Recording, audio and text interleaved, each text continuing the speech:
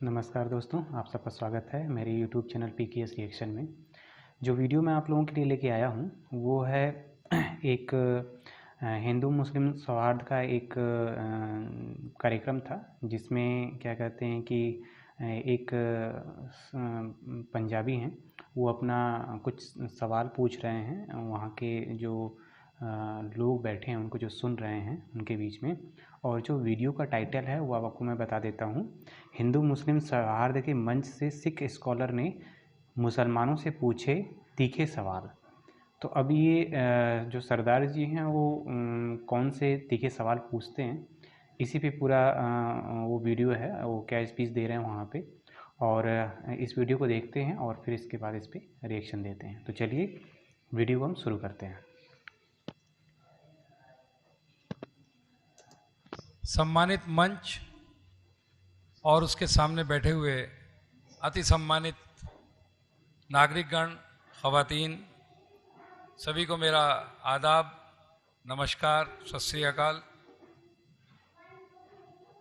अभी हमारी बहन ने काफ़ी अच्छी अच्छी बातें बताई जो हमें खुल के कहनी चाहिए।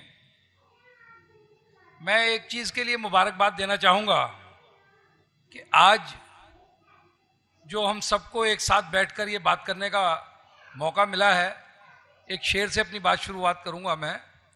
गनीमत जान लो मिल बैठने को, गनीमत जान लो मिल बैठने को, क़यामत की घड़ी सर पे खड़ी है। हमें हिंदुस्तान की इस तहजीब को, सभ्यता को तोड़ने की तमाम तरह से कोशिशें की जा रही हैं, क्योंकि आने वाले समय में हिंदुस्तान सबसे बड़ी ताकत होगी। आप बिल्कुल अपने मन में इस बात को दृढ़ कर लीजिए, पक्का कर लीजिए। सिर्फ ये कोशिशें इसलिए हैं, जो आज सुपर पावर्स हैं उनको ये डर है कि कहीं आने वाले टाइम में ये 130 करोड़ लोग इतने ताकतवर ना हो जाएं कि ये पूरी दुनिया के ऊपर राज करें। वो राज हमें करना है। अब बात आती है, साफ साफ बात करनी है तो साफ साफ बात की जाएगी। अभी बात हो रही थी कि धर्म की कोई बात नहीं करेगा। मैं तो कहता हूं धर्म की बात कर लो। अगर अपने धर्म में पक्के हो जाओ, बिल्कुल पक्के, तो आप किसी को नुकसान तो पहुंचा ही नहीं सकते। गलती क्या है कि हम वही मुखौटों वाली बात कि हम मुखौटे पहनते हैं और धर्म के नाम पे भी मुखौटा पहनते हैं। अगर इस्लाम में भी टेररिज्म की बात आई, अभी मैं कल्बे सादिक साहब के साथ था, उन्होंने बहुत बढ़िया बात कही कि जहां लॉजिक नहीं है वहां इस्लाम नहीं है, जहां जस्टिस नहीं है वहां इस्लाम नहीं है। अगर एक निर्दोष व्यक्ति को सिर्फ ये सोचकर उससे कहा जाए कि तू कुरान पढ़, कुरान की आयत नहीं पढ़ पाए, मैं तो खैर कुरान की आयतें भी पढ़ लूंगा क्योंकि मैं भी हर चीज का, हर धर्म का मुताला करता रहता हूं, लेकिन अगर नहीं पढ़ पाऊं तो इसका मतलब कत्ल कर दिया जाए? नहीं, ये इंसानियत है नहीं। कुरान में तो यह है कि एक इंसान का खून करना पूरी इंसानियत के खून करने जैसा है। हमने धर्म को फॉलो कहां किया? हमने अपने मजहब को फॉलो कहां किया? हमने झूठा मुखौटा लगाया और हम हो गए कि साहब हम इस्लाम के फॉलोवर हैं। ये इस्लाम नहीं हो सकता, मुसलमान हो सकते हैं। मुसलमान हो सकते हैं क्योंकि मुसलमान और इस्लाम में अंतर है। मेरे ऊपर ये बंदिश लगाई कि मैं आई डोनेशन की बात ना करूं। मैंने अपने जीवन के 20 साल जिस काम में लगा दिए उसकी बात तो मैं करूंगा, और करूंगा इसलिए कि मेरे मन में है ये चीज। मैंने 70%, मैं आज इस मंच से डिक्लेयर करता हूं, 70% कॉर्निया जिसके लिए हमारी तमाम जगह टांग खिंचाई होती है, मुस्लिम साहिबान को दी। लेकिन उसके बदले में कॉर्निया एक भी नहीं मिल पाया अभी तक मुझे। भाई ऐसा कौन सा मजहब है जो इंसानियत की चीज को मना कर देगा? इस्लाम तो सलामती का मजहब है। इस्लाम के लफ्जी मानी क्या है? सलामती में प्रवेश। तो वो कैसे मना कर देगा? इंसानियत का काम है। हिंदुस्तान में दीगर मजाहिब के लोग रहते हैं, मैं इसे स्ट्रांगली मैं कंडेम कर रहा हूं, इसीलिए इस बात को बोल रहा हूं। दीगर मज़ाहिब के लोग रहते हैं, उनसे हमें कॉर्निया मिलती है, और हमारे पास जब एक नाबीना आता है तो हम ये नहीं सोचते कि वो हिंदू है कि मुसलमान है, सिख है कि ईसाई है। जो हमारी क्यू में होता है, लाइन में होता है, हम कहते हैं कि नाबीना हिंदुस्तानी है और इसे हमें बिनाई देनी है। और अगर वो किसी बाहर कंट्री से भी आ जाएगा तो हम उसे उसका इलाज कर देंगे। मेरे ऋषिकेश में एक हॉस्पिटल चलता है, वहां पर पाकिस्तान के कुछ लोग बेहट नाम का कस्बा सहारनपुर के पास है, वहां पे आ गए और उन्होंने वहां पे आके जब हमारी टीम गई वहां, उसमें उन्होंने अपना स्क्रीनिंग कराया और ऑपरेशन कराने हमारे हॉस्पिटल में, जो कि सिर्फ एक मजहब का यानी हमारे सिख धर्म का, हमारे निर्मल संप्रदाय का, बाबा नानक का चलाया हुआ है, उसमें उनका ऑपरेशन हो रहा था। उसके लॉन में बैठे नमाज पढ़ रहे थे। इस पे भी बात करूंगा मैं, बहुत छोटी छोटी बातें हैं लेकिन बहुत बहुत इंपॉर्टेंट है। मैं उनके पास चला गया, मैंने कहा हजरत कहाँ से तशरीफ लाए, इतनी बड़ी दाढ़ी, सब बातें। कहने लगे पाकिस्तान से। मैंने कहा भाई पाकिस्तान के यहाँ कैसे आ गए? कहने लगे साहब वो बेहट में हम आए हुए थे रिश्तेदारों में, वहाँ पता चला कि संत लोग कुछ ऑपरेशन कराते हैं और बहुत अच्छे ऑपरेशन कराते हैं, हमारे उन्होंने कराया तो हम यहाँ कराने चले आए। मैं बात ये कह रहा हूँ कि क्योंकि हमें खिदमत खल करना है, उनके भी ऑपरेशन हो रहे हैं और वो उस इदारे में जो गुरु नानक का नाम लेवा उनके फॉलोअर्स ने बनाया हुआ है, संतों ने बनाया हुआ है, वहां उसके लॉन में बैठ के नमाज पढ़ रहे हैं।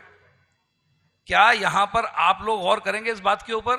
किसी ऐसे इदारे में जो मुस्लिम मैनेजमेंट के अंडर में हो, मुसलमान उसे चलाते हो, कोई वहां जाके अपनी पूजा, इबादत, अरदास, आरती कर सकता है? करने देंगे क्या आप? बताइए, इस बात पे जवाब चाहिए मुझे। मैं बहुत प्यार की बात कर रहा हूं। अपने दिल बड़े करो, मैंने उनसे भी कहा अपने दिल बड़े करो, इंसानियत की बात करो। सब जगह एक है, हमें खुशी है कि आप यहां आए हो, हम आपकी खिदमत कर रहे हैं, लेकिन आप भी अपने दिल बड़े करो। अगर कोई आता है तो वहां पे तो झगड़ा शुरू हो जाता है।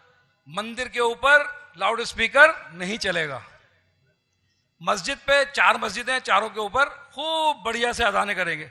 अजान की आवाज कोई बुरी चीज नहीं है, वो अच्छी चीज है, क्योंकि वो भी कह रहे हैं कि आओ लोगों फलाह के रास्ते पर आओ, हैया अलल सलाह, हैया अलल फलाह, आप फलाह के रास्ते पे आइए। नमाज पढ़ने के लिए बुलाई जा रही, दावत दी जा रही, कोई बुरी चीज नहीं है। लेकिन अगर मंदिर में घंटी बजा के भी पुजारी बुला रहा है कि भाई सुबह का टाइम हो गया, उस घंटी से आपको कौन सा ऐसी एलर्जी है? नहीं होनी चाहिए, ये मेरा मानना है। मैं एक शेर हमारे मंसूर उस्मानी साहब के वालिद साहब ने कभी पढ़ा था, मैंने बचपन में सुना था और वो बहुत बढ़िया शेर था और इस हिंदुस्तान के लिए वो जरूरी है। वो ये है कि जिस दिन मंदिर की घंटी से सुर मिल गया अजान का, बस स्वरूप बदलेगा उस दिन अपने हिंदुस्तान का। भाई आप नमाज पढ़ो, कोई एतराज नहीं, आप लाउड स्पीकर से अजान दो, कोई एतराज नहीं, लेकिन अगर कहीं घंटी भी बजा रहा है तो भाई उससे परहेज क्यों करते हो? उस पर एतराज क्यों करते हो कि नहीं साहब ये नहीं बजेगा, हमारा ये नुकसान हो जाएगा? और एक अभी है मेरे पास टाइम ना थोड़ा सा, मैं एक बात और कहता हूं। आतंकवाद के ऊपर बात आई।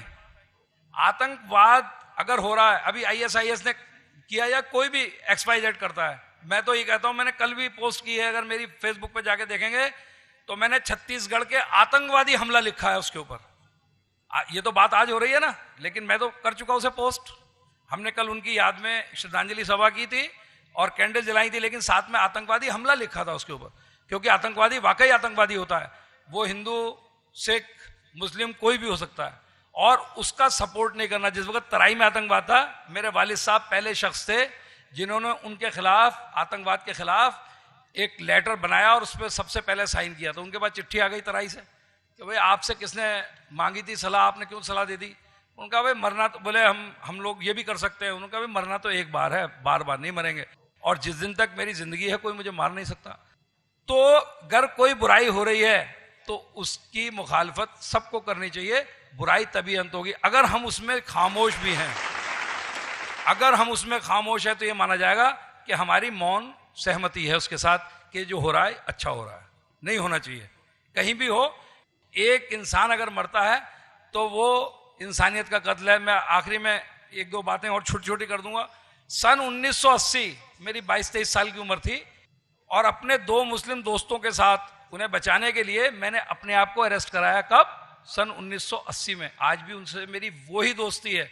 मुझसे इंस्पेक्टर बोला घर जाओ, ये दोस्ती निभाने का टाइम नहीं है। मैंने असली टाइम तो यही है।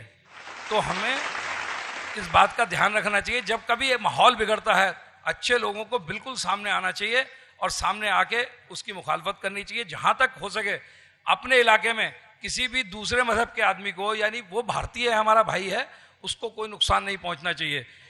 लेकिन सन 1984 पे चलिए, अब 4 साल बाद हम 17 मुसलमान मेरे साथ थे, 18वां मैं था, और वहां पीएसी काफी हर्ट थी क्योंकि उनके साथी को गोली मार दी गई थी, एक इंस्पेक्टर का सिर फोड़ दिया था, काफी कुछ हुआ था, एक चौकी में आग भी लगा दी थी। तो हमें हरतले की तरफ ले जाके बोले, ट्रक के अंदर ले गए, बोले सालों को गड्ढे में डालो, आग लगा दो, पेट्रोल छिड़क के आग लगा दो। ये भी हुआ। लेकिन वहां पे बोले सरदार का क्या करें, तो जा ही नहीं रहा घर।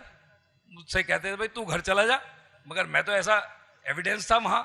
बहरहाल एक आदमी अगर चाहे तो वो बहुत बड़ा रोल प्ले कर सकता है इंसानियत को बचाने के लिए। बस मैं समझता हूं मेरा समय हो गया इस समय, तो बस वे छोटी छोटी बातें हैं। और हाँ, हमें जनसंख्या को एक सामाजिक बुराई समझना चाहिए, धर्म से मत जोड़ो।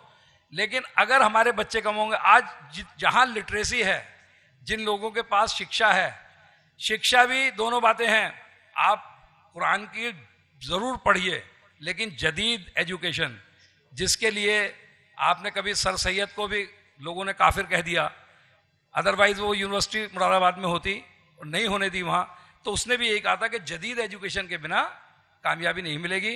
तो बस मैं अपनी बात को यहाँ पे समाप्त करूंगा। अब अगली बार जैसे मौका मिलेगा, आप सब हजरात ने मेरी बात को बहुत ध्यान से सुना।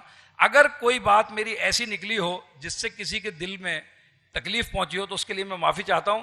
लेकिन आज तो साफ साफ बात करने के लिए हम लोग खड़े हुए हैं। धन्यवाद। तो यहाँ पे दोस्तों वीडियो ख़त्म हुई, और एक जो सरदार जी कह रहे थे, बहुत सी चीज़ें उन्होंने बात बोली है, और ख़ासकर आतंकवाद पे जो बोला है और इस्लाम के लोगों से जो सवाल पूछा है, ये काफ़ी अच्छा लगा। और सही बात है कि अगर जैसे कहीं पे भी अगर कोई गलत हो रहा है और हम वहाँ पे अगर खड़े होते हैं, तो एक इंसान भी अगर खड़ा हो जाता है डट के, तो फिर जो गलत कर रहा होता है वो हिमाकत नहीं करता है जल्दी, ठीक है उसको, क्योंकि उसकी फिर जवाबदेही तय हो जाती है। और अगर कोई विरोध नहीं करता है तो उसको ये लगता है कि सारे लोग मान लिए हैं।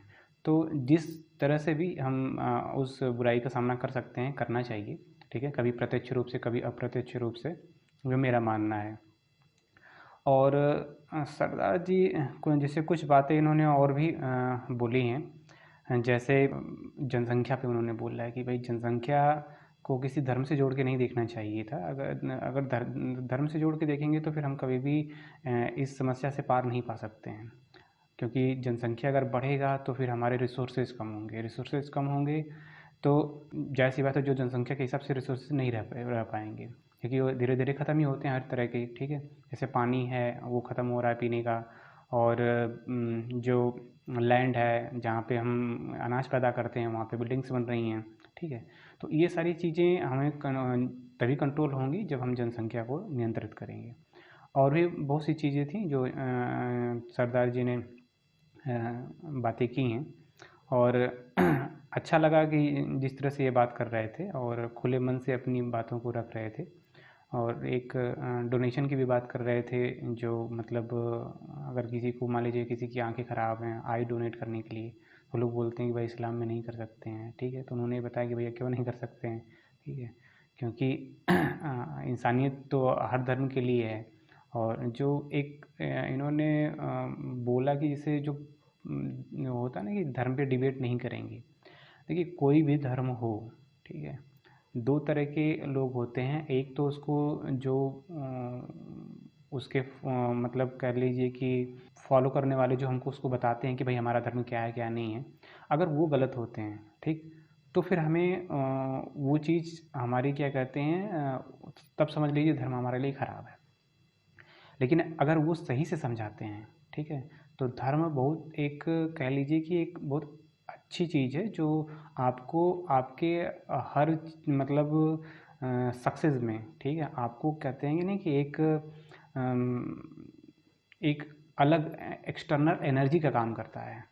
लेकिन जब हम किसी और के ऐसे के भगावे में आते हैं जिसको ज्ञान है या नहीं है, लेकिन अगर वो उसकी व्याख्या गलत तरीके से करता है, तो वो फिर हमें गलत तरीके तरफ ले जाता है, ठीक है। हर लगभग हर जो जितने भी धर्म हैं, सब में इंसानियत को सबसे पहले रखा गया है। और यही चीज़ जो है इसी चीज़ पे सबसे कम चर्चा होती है, जो कि नहीं होना चाहिए। बाकी वीडियो को यहीं पे ख़त्म करते हैं। आप लोगों को ये वीडियो कैसा लगा कमेंट्स बॉक्स में ज़रूर बताइएगा, और अगर चैनल को सब्सक्राइब नहीं किया तो चैनल को सब्सक्राइब कर लीजिए, वीडियो को लाइक ज़रूर करिएगा। तब तक के लिए फिर मिलते हैं किसी नेक्स्ट वीडियो में। जय हिंद।